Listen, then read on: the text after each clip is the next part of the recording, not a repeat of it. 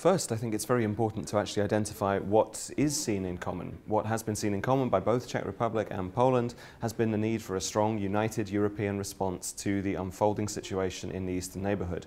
The need to maintain unity and strength when agreeing upon sanctions against Russia, in response to a situation that is seen by both countries as being extremely serious and potentially extremely dangerous, not only for the eastern neighbourhood but for the European Union itself. So there is some basis of commonality.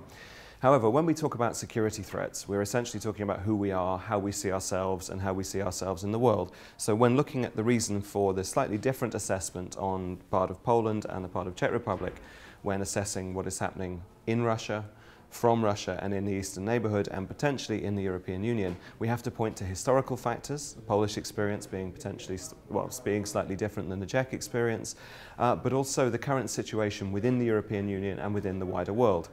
The political context in both countries also has a significant impact on this threat understanding. There are perhaps a more pragmatic approach, a more market-driven approach in the Czech Republic, whereas Poland is facing a much more what is seen to be a more immediate threat, perhaps driven by the proximity of geography, as well as also the particular political constellation that actually operates in Poland now. Neighbors should really try to eliminate the things which can be a problem and focus on the things which are in common.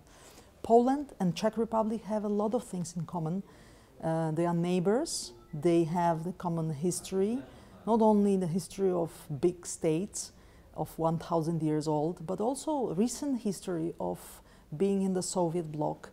We have similar experiences and we also face similar challenges today. What I think it's very important is to focus on what we think and how we think together.